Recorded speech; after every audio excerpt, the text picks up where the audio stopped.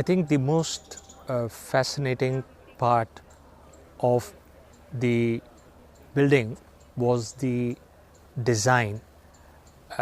We spoke to a very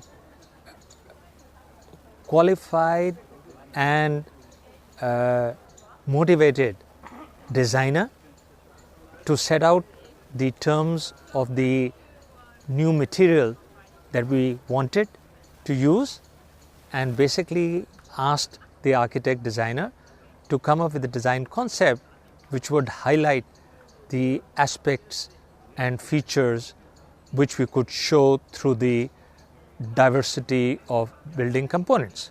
So the design came first, the pedagogy of the design was decided, the location was very critical for her, and essentially we had a design wherein all of the possible building components which could be made, which could be prefabricated with LC3 were then configured. The design came up, the building construction started. We had set for ourselves the task that we will use only LC3, which means that in the prefabricated components, which I will just address in a minute, as well as in the actual foundation and in situ construction, LC3 was used. We were very fortunate that we had a distinction and variety of natural colors which came from the calcined clay, and those features were also imbibed in the construction of this. As far as the masons were concerned, we had to be absolutely clear that the conditions, particularly of proper mixing, of correct use of water cement ratio, were used. Bar that, I think we left it to their skills and their ideation to basically construct the building. In terms of prefabricated elements, we have very interesting usage of what we call reinforced components. Reinforced components are those which have got steel embedded in them. So these were beams, these were planks, and we had unreinforced components which were the floor pavers, which was the walling blocks, and which was the roofing tiles.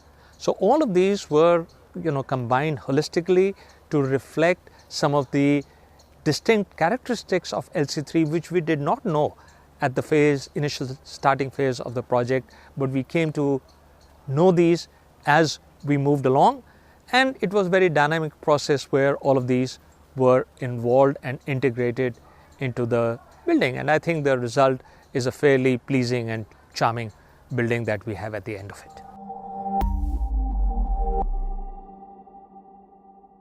In India, it is absolutely essential. Without it, there is no belief. No amount of reports, no amount of accreditation, no amount of speeches and public domain information is going to convince users, developers, architects with it. Seeing is believing. In India, it is almost like a paramount dictum.